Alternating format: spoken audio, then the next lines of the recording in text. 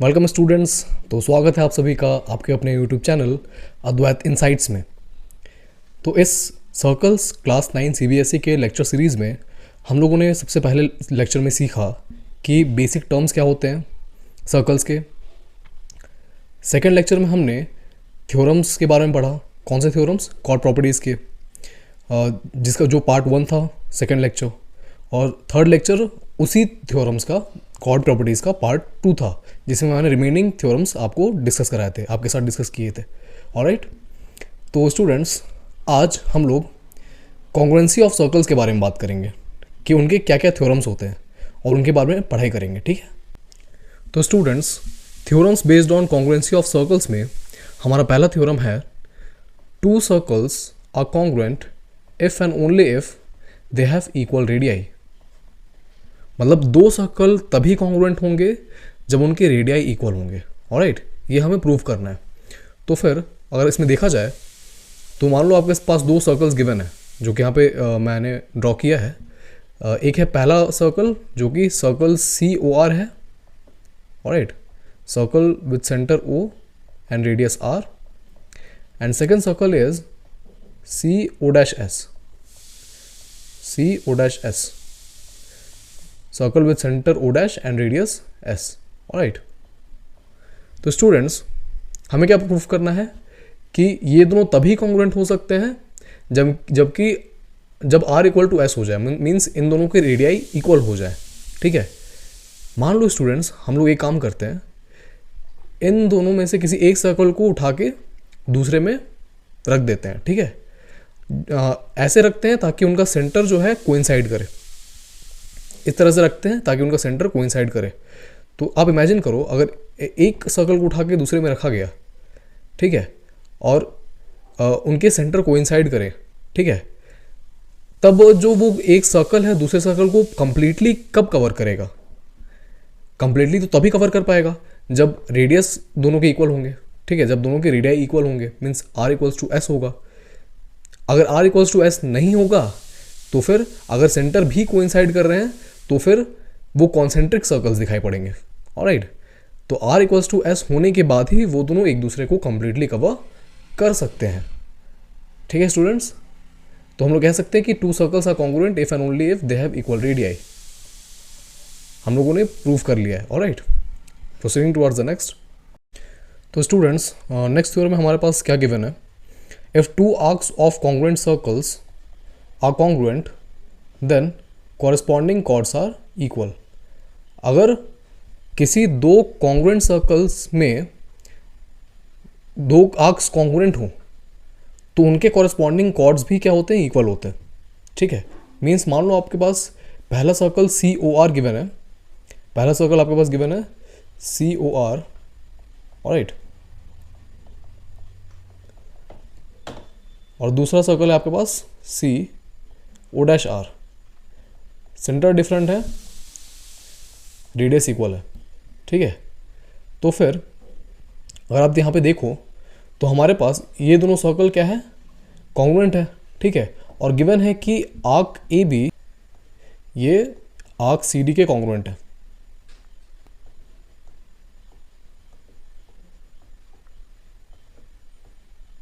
Alright, arc AB is congruent to arc CD।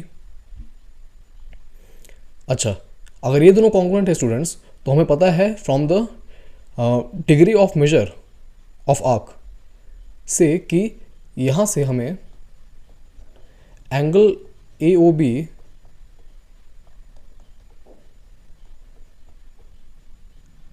Is equals to angle CO'D मिल जाएगा। क्यों? Degree of measure of arc क्या कहता है? हमें पता है कि अगर दो आर्क्स कॉन्ग्रुएंट हैं तो उनके कॉरेस्पॉन्डिंग जो सेंटर में एंगल बन रहा है, वो दोनों जो सेंटर में एंगल सबटेंड कर रहे हैं वो दोनों आपस में क्या होंगे? इक्वल होंगे। ठीक है, तो यहाँ से ही मिल गया। हम दो ट्राइंगल्स लेंगे, उनको कॉन्ग्रुएंट प्रूफ करेंगे। अच्छा, पहला केस में सबसे पहले केस डिस्कस कर लेते हैं। केस 1 में हमारे पास क्या है स्टूडेंट्स? केस 1 में हमारे पास क्या है कि अगर AB और CD क्या हो? माइनर आर्क्स हो। AB and CD minor arcs हो। दो ही केस मिलने वाला है यहाँ पे, एक तो माइनर आर्क का और एक मेजर आर्क का। और तीसरा केस अगर जो बन सकता था वो हम लोग ले नहीं रहे हैं, क्योंकि हमें पता है कि अगर तीसरा केस लेंगे वो सेमी सर्कल का, तो अल्टीमेटली वो दोनों डायमीटर निकल जाएंगे और वो दोनों आपस में तो इक्वल हैं ही, तो उसमें कुछ प्रूफ करने जैसा नहीं है। तो केस 1 में A B and C D are minor arcs. Alright,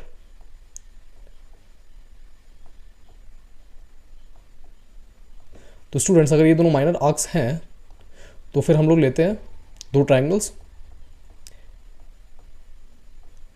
in triangle AOB, अच्छा ये जो मैंने केस डिस्कस किया है AB is congruent to CD, ये भी माइनर आर्क के लिए ही होगा, ये भी माइनर आर्क के लिए ही होगा। ऑलराइट,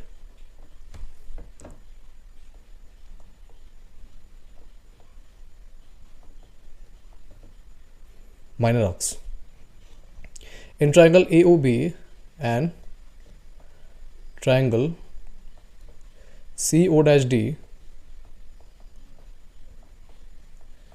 हम लोग क्या कह सकते हैं students, OA equals to OC। क्यों? क्योंकि ये दोनों रेडियाई हैं, equals to R। OB equals to OD, ये दोनों भी रेडियाई हैं तो equals to R। And lastly angle AOB is equals to angle CO'D। ऊपर हमने प्रूफ किया है ये कैसे होगा, ठीक है, ये दोनों इक्वल है, हमने ऊपर प्रूफ किया है। देयरफॉर यहाँ से हम लोग क्या कह सकते हैं students, triangle AOB is congruent to triangle CO'D। ये SAS कॉन्ग्रुएंसी रूल से, ऑलराइट, SAS कॉन्ग्रुएंसी रूल से। अच्छा ये दोनों इक्वल कॉन्ग्रुएंट है, इसका मतलब हमें पता चल जाएगा कि कॉर्ड AB जो है वो कॉर्ड CD के इक्वल है। ठीक है, पहला केस में तो प्रूफ हो गया। अब केस 2 में प्रोसीड करते हैं। केस 2 में हमारे पास स्टूडेंट्स AB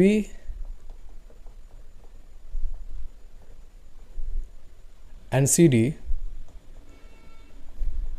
मान लो ये दोनों मेजर आर्क्स हैं, ये दोनों केस 2 में मेजर आर्क्स हैं।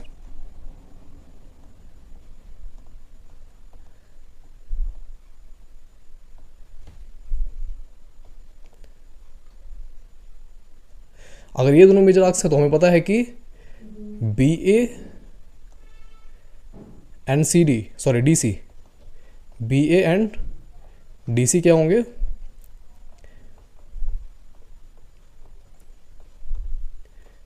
ये क्या होंगे, माइनर आर्क्स होंगे। ऑलराइट,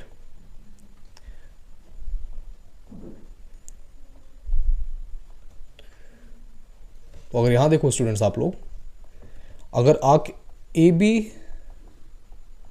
केस 2 में ही डिस्कस कर रहे हैं हम लोग, arc AB is congruent to arc CD, this implies that arc BA is congruent to arc BC। ठीक है, this implies that BA equals to DC, case 1 से। ठीक है, कि वहाँ पे अगर AB is congruent to CD था, arc AB is congruent to arc CD, this implies that AB equals to CD, हमने पहले केस में प्रूव किया था। तो सबसे अगर BA DC के कॉन्ग्रुएंट है, ये दोनों आर्क्स कॉन्ग्रुएंट है, इसका मतलब इनके कॉरस्पॉन्डिंग कॉर्ड्स भी इक्वल होंगे। ठीक है, यहाँ से हम लोग दिखा सकते हैं। अब ब्रैकेट में फ्रॉम केस 1 लिख देना। ठीक है, ब्रैकेट में आप केस 1 लिख सकते हो। तो BA equal to DC, this implies that AB equals to CD। तो ये था हमारा प्रूफ स्टूडेंट्स। आई होप आपको समझ में आया होगा। Proceeding towards the next we have, तो स्टूडेंट्स जो गिवन क्वेश्चन है आपका वो होमवर्क रहेगा। ठीक है, तो हम लोग इस क्वेश्चन को नेक्स्ट क्लास में हम लोग डिस्कस करेंगे। नेक्स्ट क्वेश्चन क्या है, equal chords of congruent circles, equal chords of congruent circles are equidistant from the corresponding centers. मतलब अगर दो congruent circles हमारे पास given है तो उनके जो इक्वल कॉर्ड्स हैं वो सेंटर से इक्वल डिस्टेंस पे है. मतलब हमें से फॉर सपोज हमारे पास दो सर्कल्स गिवन है और उनमें जो दो कॉर्ड्स हैं वो इक्वल है. मतलब एक सर्कल का एक कॉर्ड दूसरे सर्कल का दूसरे कॉर्ड के इक्वल है. C O R and C O dash R, ये दो कॉन्ग्रुएंट सर्कल्स हमारे पास गिवन है. तो इसमें इक्वल कॉर्ड्स क्या है? A B equal to C D. A B equals to C D हमें गिवन है स्टूडेंट्स, जहाँ पे A B circle C O R का कॉर्ड है और C D circle C O dash R का कॉर्ड है. ऑलराइट, ये हमें गिवन है. हमें प्रूव क्या करना है स्टूडेंट्स? और एक चीज़ गिवन है हमें कि O L is perpendicular to A B, O L is perpendicular to A B and O dash M is perpendicular to CD.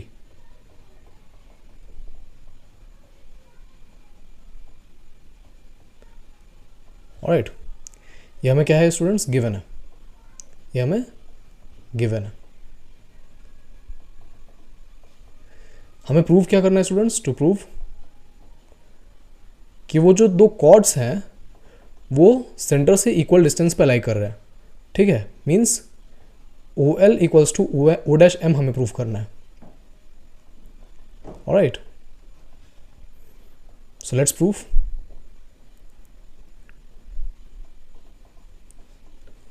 Okay, हमें क्या गिवन है students? A B equals to C D.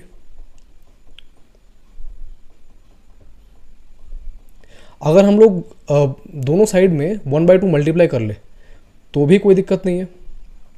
1/2 A B equals to 1/2 C D. अच्छा, एक चीज़ हमें पता है कि perpendicular from the centre of a circle to a chord bisects the chord. Means अगर O L is perpendicular to A B है तो A L equals to B L हो जाएगा. ये दोनों आपस में इक्वल. अगर O dash M is perpendicular to C D है मीन्स ये दोनों आपस में इक्वल. ठीक है, तो अगर ए एल को हम लोग A L equal to B L हम लोग कह सकते हैं, इसका मतलब ए एल को हाफ ए बी भी कह सकते हैं. ठीक है, तो हाफ ए बी की जगह हम लोग यहाँ क्या लिख लेंगे? A L. Similarly half C D की जगह हम लोग क्या लिख लेंगे? C M. ऑलराइट स्टूडेंट्स, उसके बाद क्या? अब दो ट्राइंगल्स लेंगे हम लोग. In triangle O L A and triangle O dash MC, इन दो ट्राइंगल्स में स्टूडेंट्स हमारे पास क्या है? पहला तो O A equals to O dash C है, O A equals to O dash C है. Alright, is equals to R. ये आर के बराबर है रेडियाई ऑफ द सर्कल्स. क्योंकि ये दोनों कॉन्ग्रुएंट सर्कल्स हैं तो इनके रेडियाई भी इक्वल हैं. उसके बाद क्या? A L equals to C M, जो हम लोगों ने ऊपर प्रूफ किया है. ठीक है, and angle O L A is equals to angle O dash M C. ये किसके बराबर है स्टूडेंट्स? ये 90 डिग्री के बराबर है. ऑलराइट, तो यहाँ से हम लोग कह सकते हैं देयरफॉर ट्रायंगल ओ एल ए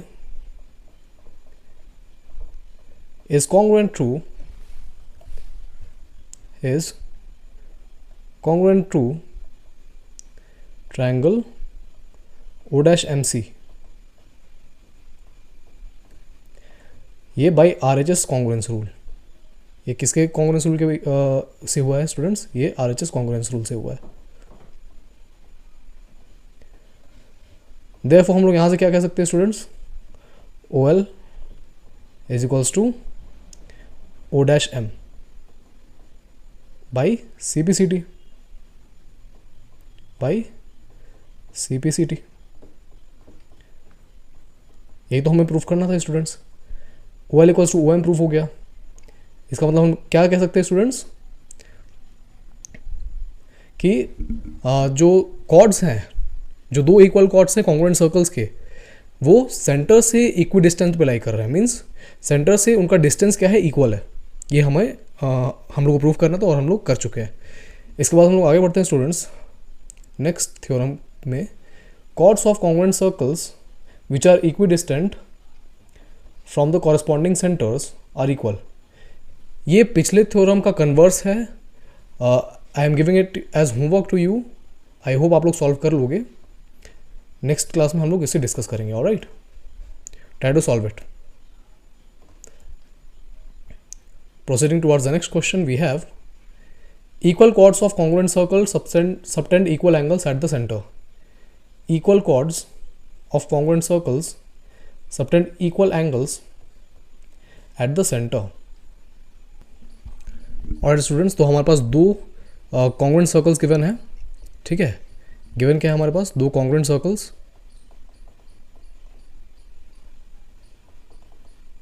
पहला है सर्कल COR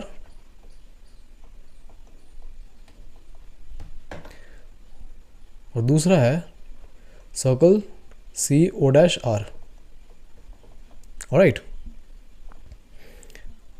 और AB इक्वल्स टू CD है। Chord AB equals to chord CD हमें गिवन है। हमें प्रूफ क्या करना है स्टूडेंट्स, हमें प्रूफ करना है एंगल AOB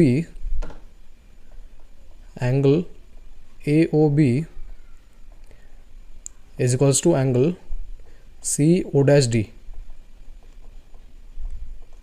ऑलराइट, मीन्स जो दो कॉर्ड्स हैं, दो इक्वल कॉर्ड्स हैं कॉन्ग्रुएंट सर्कल्स के, वो सेंटर में इक्वल एंगल सबटेंड कर रहे हैं। ऑलराइट, ये हमें प्रूफ करना है। तो प्रूफ करते हैं। आइए स्टूडेंट्स,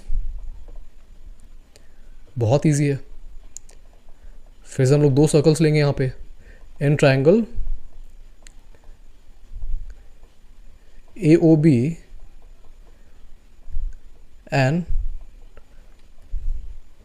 ट्रायंगल CO'D स्टूडेंट्स, यहाँ पे हम लोग क्या कह सकते हैं students, OA is equals to OC, जो कि हमारा रेडियस के बराबर है। OB is equals to O'D, ये भी R के बराबर है। And AB is equals to CD, ये हमें गिवन है। ऑलराइट, देयरफॉर हम लोग कह सकते हैं triangle AOB is congruent to triangle CO'D। Alright, यहाँ से हमारे पास क्या आ जाएगा स्टूडेंट्स, यहाँ से क्या आ जाएगा हमारे पास, अच्छा ये SSS कॉन्ग्रुएंस रूल से हुआ है। ठीक है, ये SSS कॉन्ग्रुएंस रूल से हुआ है। यहाँ से आ जाएगा हमारे पास angle AOB is equals to angle CO'D by CPCT। Alright, तो ये थ्योरम प्रूफ हो चुका है स्टूडेंट्स। आई होप आपको समझ में आया होगा। Proceeding towards the next, we have if the angle subtended by the two chords of congruent circles at corresponding centres are equal then the chords are equal. इस बार एंगल सबटेंडेड दिया हुआ ना, by the two chords of congruent circles at the corresponding centres are equal then the chords are equal. बहुत easy question है students, पिछले theorem का converse है। आई होप आप लोग सॉल्व कर पाओगे। नहीं भी कर पाओगे तो भी कोई प्रॉब्लम नहीं है, नेक्स्ट क्लास में हम लोग डिस्कस करेंगे। ये आपका होमवर्क रहेगा। ऑलराइट, तो स्टूडेंट्स आई होप आपको आज का लेक्चर समझ में आया होगा। तो हम लोग मिलते हैं नेक्स्ट क्लास में। अगले क्लास में हम लोग कुछ क्वेश्चन सॉल्व करेंगे। सबसे पहले तो डाउट क्लियर करेंगे, जो यहाँ पे मैंने दिया है आपको 3 होमवर्क, उनको सॉल्व करेंगे, फिर क्वेश्चन सॉल्व करेंगे। ऑलराइट, तब तक के लिए पढ़ते रहिए, मज़े करते रहिए। सी यू।